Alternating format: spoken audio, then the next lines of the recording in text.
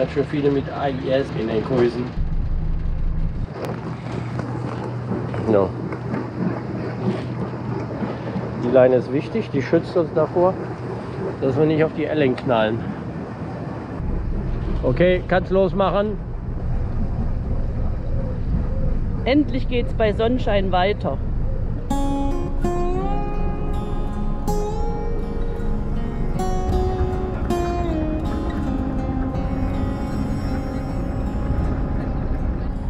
Das Wetter hätten wir den ganzen Urlaub gerne gehabt.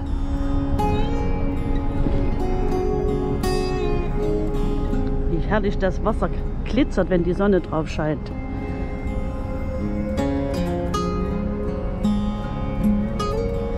Ja, die Gerade wird langsam leer.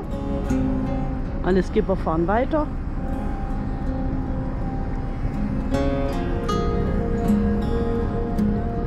Hier liegt man wirklich sehr schön in der Stadt.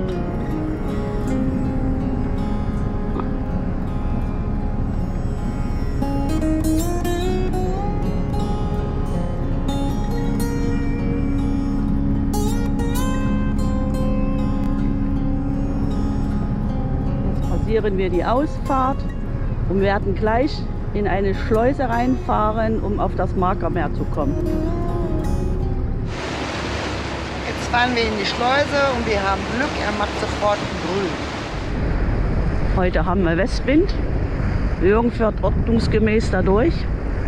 Ja, dann ist das alles geregelt und keiner kann sich vorstrengeln, weil alle hier sich hintereinander weg anmachen, um zu warten, bis die Schleuse fertig ist. Wir haben direkt Einfahrt in die Schleuse. Da hinten ist auch schon grün. Das ist natürlich wieder mal Luxus pur. Ja, man sieht schon, das ist doch sehr windig heute. Aber eine Brom schafft das. Dann hebe ich mir wieder meinen Enterhaken, um die Leine wieder um den Poller zu bekommen. Perfektes Anlegemanöver. Hier gibt es 2 Schleusen. Auf der anderen Seite kommen die vom Markermeer in Richtung Eiselmeer schon wieder rein. Und wir schleusen hier umgekehrt. Das geht ratzfatz.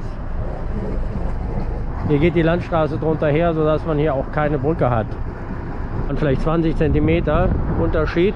Also bei Schleusen fahren wir nie bei Rot, sondern warten immer auf Grün, bevor wir rausfahren. Wir sind jetzt schon raus aus der Schleuse und Frank kommt auch.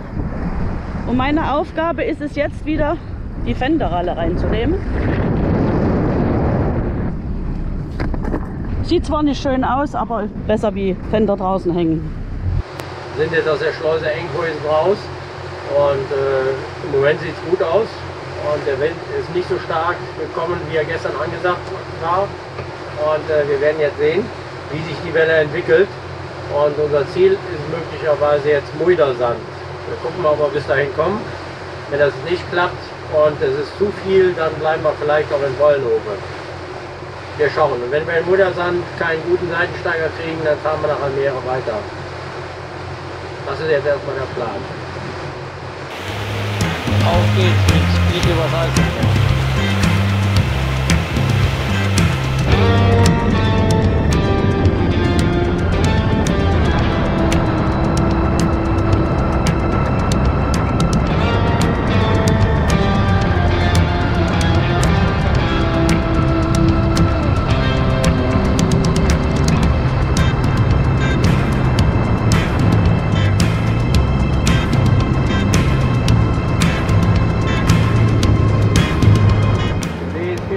Erwartet. Wir fahren auch etwas unter Land. Wir haben Westwind und dann nutzen wir die Westkante aus, um ein bisschen geschützter zu fahren. Kommt natürlich der Bereich von Horn, da wird es etwas offener. Mal gucken, ob da die Welle höher wird. Der stramme Seitenwind. Das ist schon unordentlich, aber kein Problem. Die Brom macht das locker. 41,4. Wir werden jetzt immer mehr in den geschützten Bereich wieder kommen, sodass ich hoffe, dass die Welle weniger wird. Du brauchst eine Regenjacke.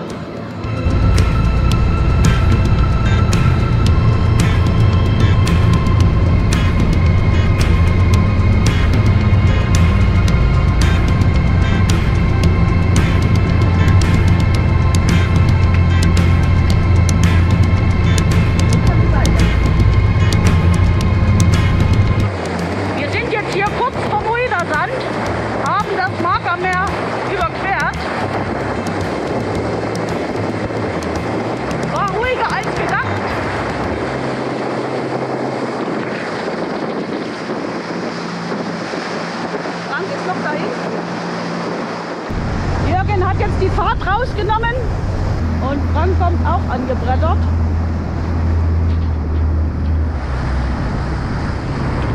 Da hinten ist Amsterdam, aber diesmal nicht unser Ziel. Unser Ziel ist da vorne. Wenn die Sonne scheint, sieht doch alles gleich viel schöner aus. Ja, bei herrlichem Wetter laufen wir jetzt gleich Muidersand an. Das ist schon da vorne. Und wie war die Überfahrt? Nur ein bisschen kappelig, aber war okay. Die Überfahrt ist geschafft. Hier ist die Einfahrt in den Hafen von Muidersand.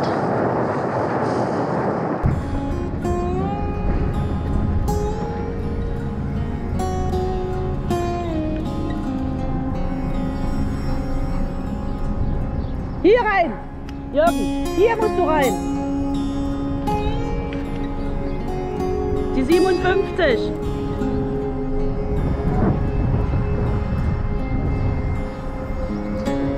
Oh oh, hoffentlich kriege ich das ja hin.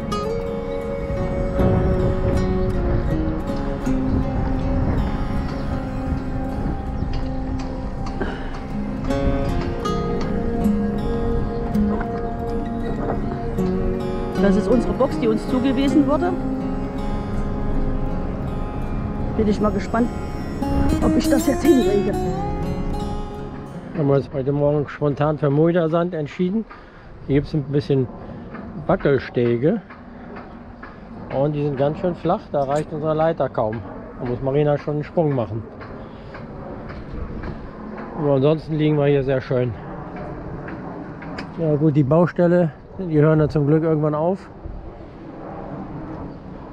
Sehr schöner Platz in der ersten Reihe hier, Steg A. Frank und Claudia liegen auch gleich hier. Dann geht es auch gleich schon dort raus. Und da hinten ist auch schon die Peripherie. Seemann, alles gut? Alles bestens, bei euch auch? Ja, ja. Aber die Überfahrt ging, ne? Ja, war gar nicht so schlimm, hat schlimmer erwartet. War gar nicht so schlimm, hat vor allen Dingen auch nicht so geknallt. Ja. Also deswegen konnte man ganz gut fahren. Ja. Aber ab und zu habe ich auch Wasser drüber gekriegt, muss ich sagen. Ne? Wir auch, wir auch. Ab und zu mal bin ich auch mit dem Auge nass geworden. Ach. Weil der Plan da oben ja ein kleines Loch ist, ja. Und wenn er so reinspritzt, dann spritzt mir genau ins Auge. Aber war nicht schlimm.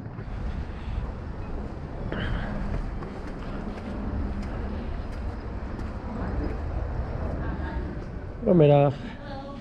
Hallo, guten Mittag. Und drüben liegt unser Boot mit 29,77, die teuerste Marina bisher auf unserer Reise. Dafür ist hier Strom und Toilettenduschen umsonst. Badhuis, das hört sich ja richtig vornehm an. Dusche, Damen und Herren. Es ist gleichzeitig Wasch- und Duschraum in einem. Kostenlos. Moderne Armaturen kann man genau einstellen. Werden wir nachher mal ausprobieren. Riesig groß und sauber.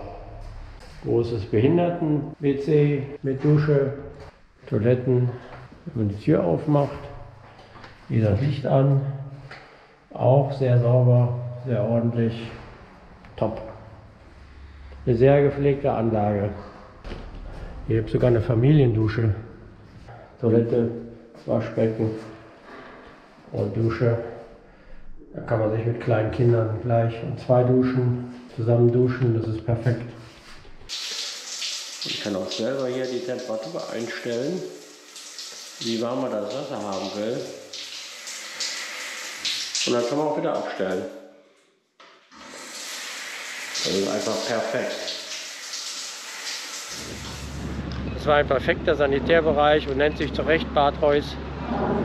So sollte es überall sein, das wäre klasse. Dafür bin ich auch bereit, den Mehrpreis zu bezahlen. Hier wird richtig viel gebaut. Wir liegen hier in der Einflugschneise vom Flughafen. Ganz hinten gibt es noch einen Toilettenraum.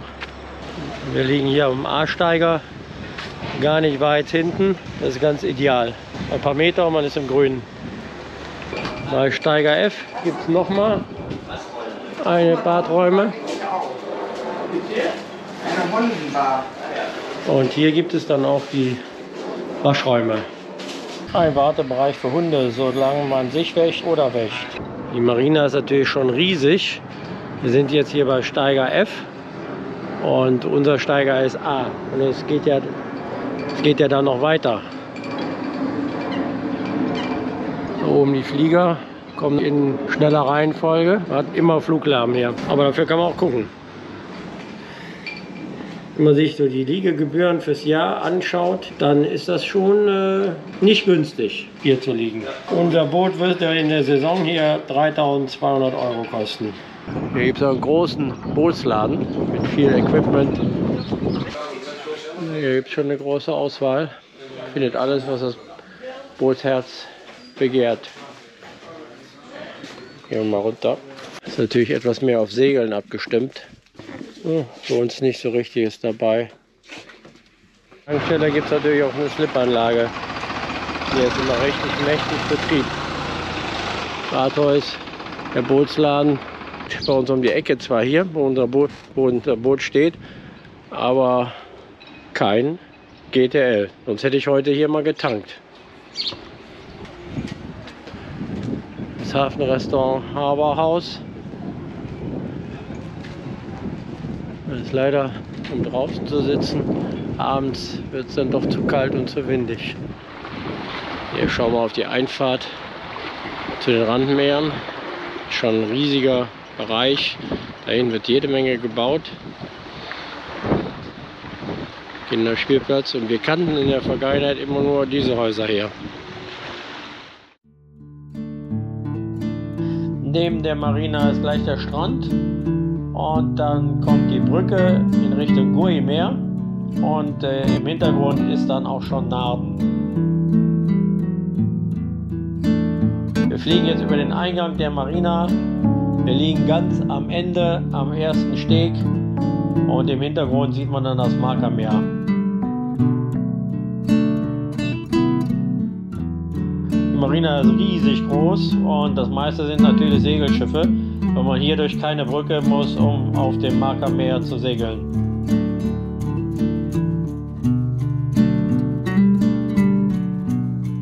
Am Ende links das Restaurant, davor ein paar Geschäfte, rechts der Bootsladen und hier hinten wird noch sehr viel gebaut. Da ist noch richtig Platz, da gibt es auch noch einen neuen Supermarkt. Die Sonne geht so langsam unter, eine herrliche Stimmung über dem Hafen.